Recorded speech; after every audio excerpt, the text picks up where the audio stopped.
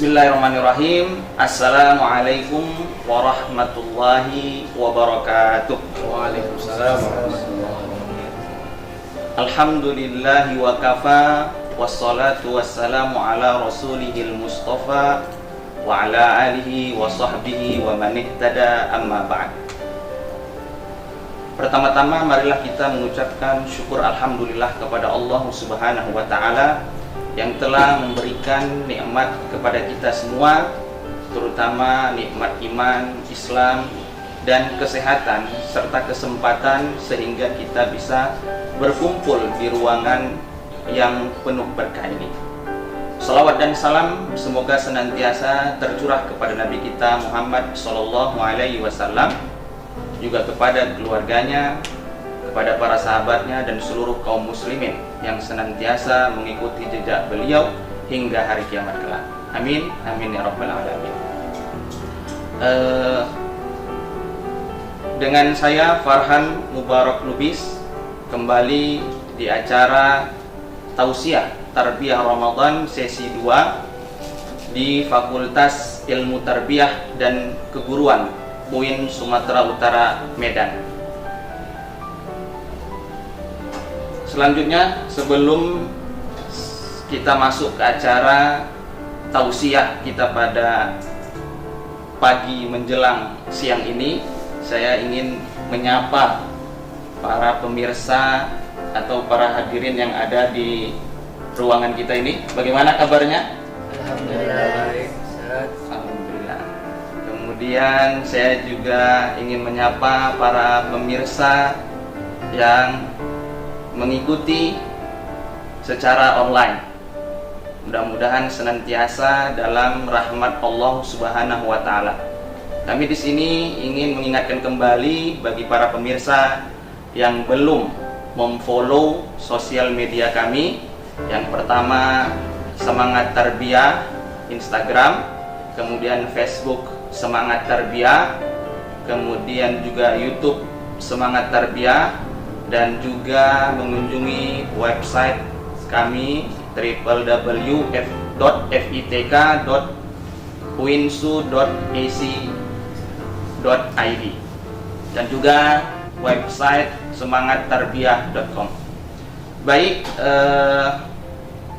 yang pertama kita mendengarkan dulu pemantik ya dari Bapak Dekan kita Fakultas Ilmu Tarbiyah dan Keguruan UIN Sumatera Utara, Medan. Kepada Bapak Dekan kami persilahkan dengan segala hormat.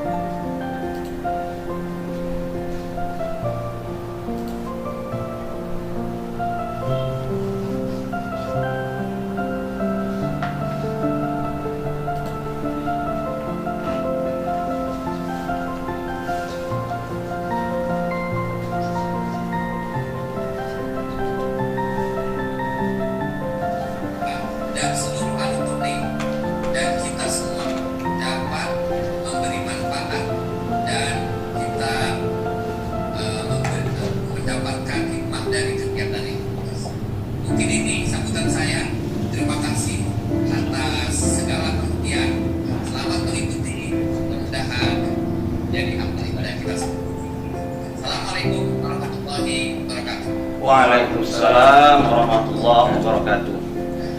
Terima kasih kami ucapkan kepada Bapak Dekan. Selanjutnya kita masuk ke acara yang kita tunggu-tunggu, yaitu acara bincang-bincang, mungkin talk show bersama narasumber kita yang sudah hadir, yaitu Al-Ustadz Dr. Andes Haji Irwan Saputra SAG MA. Bagaimana kabarnya Ustadz? Alhamdulillah. Masya Allah. Ahlan wa sahlan Ustadz, marhaban bikum fi hadhil jalsah, fi hadhil muhadarah. Tema kita pada kesempatan siang ini berjudul tentang puasa dan membangun kekuatan dalam Islam. Ulama menyebutkan bulan Ramadan ini merupakan bulan Riyadhah Sanawiyah. Riyadhah Sanawiyah yaitu bulan untuk latihan spiritual tahunan agar kita bisa meningkatkan kekuatan rohaniah dan juga mungkin jasmaniah, dan diharapkan nantinya bisa menjadi insan-insan yang terbaik. Ini mungkin sebagai awal. Untuk lebih lengkapnya, mari kita tanyakan kepada Ustadz Al-Mukarram, bagaimana sebenarnya Ustadz, apa yang dimaksud dengan puasa dan meningkatkan kekuatan dalam Islam ini menurut Ustadz? Baik, terima kasih Ustaz Farhan. Bismillahirrahmanirrahim. Assalamualaikum warahmatullahi wabarakatuh. Waalaikumsalam warahmatullahi wabarakatuh. Alhamdulillah, wassalatu wassalamu ala Rasulillah wa ala alihi wa sahbihi wa mawala amma ba'd. Ustaz Farhan yang saya muliakan, Bapak Dekan Fakultas Ilmu Tarbiyah dan Keguruan tadi yang baru menyampaikan pengantar sebagai pemantik acara kita hari ini. Ada adik-adik mahasiswa yang hadir di ruangan kita ini dan seluruh pemirsa, Bapak Ibu hadirin dari manapun berada yang ikut menyaksikan channel dalam acara channel Fakultas Ilmu Tarbiyah ini, di acara Tausiah Ramadan Tarbiyah yang diadakan oleh Fakultas Ilmu Tarbiyah dan Keguruan Universitas Islam Negeri Sumatera Utara Medan. Baik, materi kita pada hari ini akan bicara tentang puasa dan membangun kekuatan dalam Islam. Saya maksud bahwa tentu kalau kita bicara puasa, kita semua tahu Ustaz ya, bahwa puasa itu satu ibadah yang luar biasa dari segi keutamaan dan menjadi ibadah yang unik sebenarnya dari segi pelaksanaannya. Dan yang pasti bahwa puasa ini adalah ibadah besar karena merupakan salah satu dari rukun Islam yang 5. Artinya para ulama terus sepakat ketika rukun ini ditinggalkan tidak ada Islam di dalamnya kan. Beda mungkin kalau sekedar hanya kewajiban biasa atau syarat dan sebagainya. Tapi kalau rukun ditinggalkan tidak ada gantinya kan artinya. Nah, sehingga kita betul-betul harus bisa menjalankan puasa ini sesuai dengan tuntutan yang telah disampaikan oleh syariat kita. Nah, saya menawarkan tema ini sebenarnya bagaimana kita melihat puasa itu bisa memberikan pengaruh efek, terutama karena puasa ini kalau dikaitkan dengan tarbiyah pendidikan itu mungkin ini ibadah yang paling dekat ya dengan unsur-unsur pendidikan yang ada di dalamnya.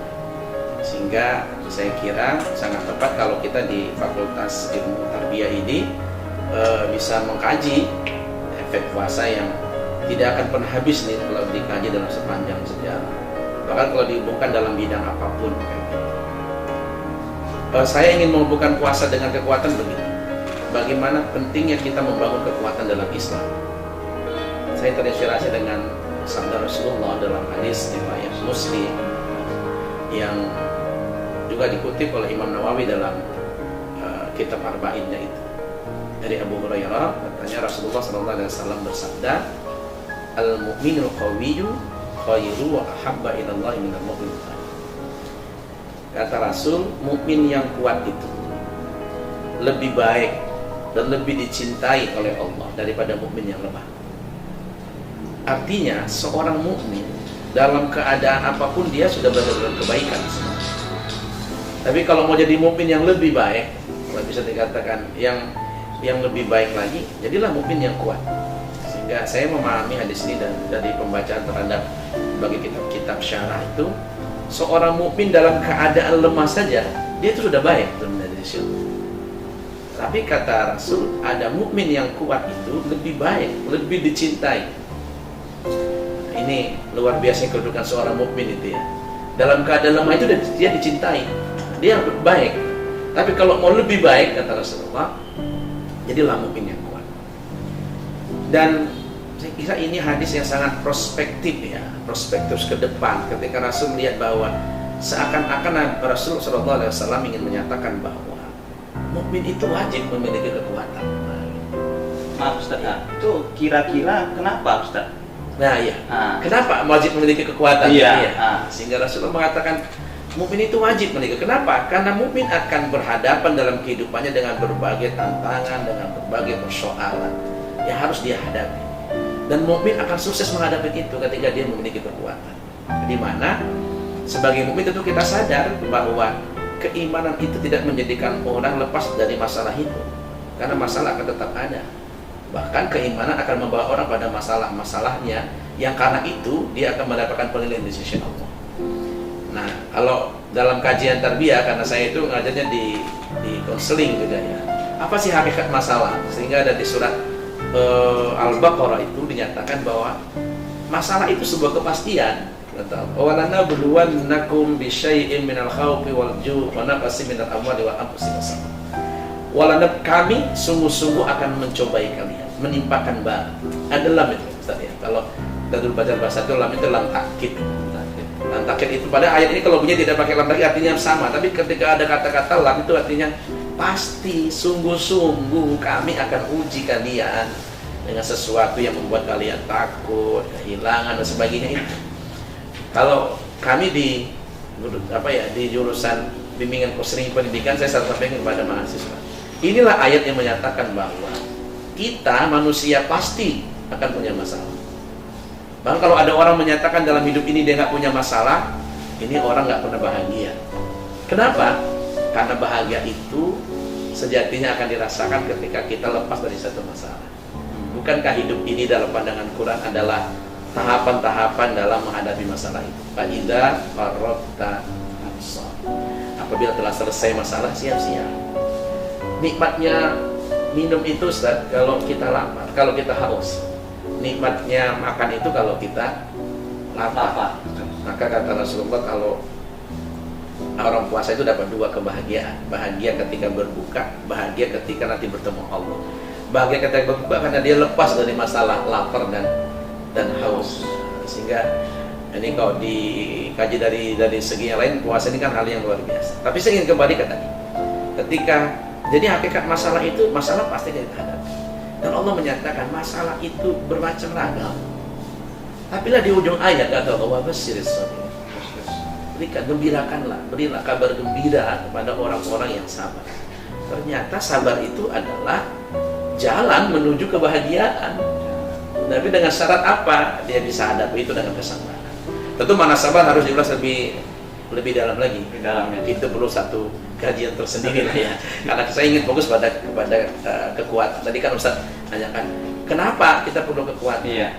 Saya mensinyalir, saya merenungkan bahwa bisa jadi ini seakan-akan Rasul ingin mengatakan mukmin itu wajib memiliki kekuatan, karena dengan kekuatan itulah mukmin akan dapat menjalani hidupnya dengan baik, mencapai kebahagiaannya ketika bisa kuat menyelesaikan dari berbagai masalah yang dihadapi. Dan salah satu kuncinya sabar tadi Ustaz. Dan satunya adalah sabar. Nah, maka Profesor Dr. Said Sabiq, mantan rektor Universitas Al-Jazair, pernah menulis sebuah kitab, dan saya menduga bahwa buku ini muncul juga terinspirasi dari hadis ini. Ternyata benar, karena beliau mengutip hadis ini lebih dulu. Nah, sehingga beliau menyusun sebuah kitab yang berjudul Anasirul Quwwat fil Islam, tentang unsur-unsur kekuatan dalam Islam. Jadi kekuatan apa aja yang perlu dibangun? Beliau membagi dalam beberapa bagian. Di antaranya pertama, katanya mukmin itu mukmin yang kuat adalah mukmin yang harus memiliki kekuatan. Pertama, kekuatan apa yang mau dibangun? Kuwatun diniyah, atau kekuatan dalam keberagamaan. Nah, ini dibagi dua, ada kuwatul aqidah wa kuwatul ibadah. Dalam bahasa kuah itu, kalau bahasa sekarang mungkin kualitas. Bahwa mukmin yang kalau bahasa kita sekarang, mukmin yang berkualitas itu lebih baik ya daripada mukmin yang tidak berkualitas. Nah, kemudian beliau membagi. Saya berpikir, apa hubungan puasa dengan ini? Saudara, ketika bagaimana puasa membangun kekuatan beragama, saya kira ini tidak kita jelaskan di YouTube. Kita sudah bisa melihat ketika Ramadan datang, ketika orang berpuasa, nilai-nilai agama itu muncul, terutama dalam persoalan akidah, bahwa kita merasa Allah itu mengawasi kita, dan memang Allah mengawasi kita.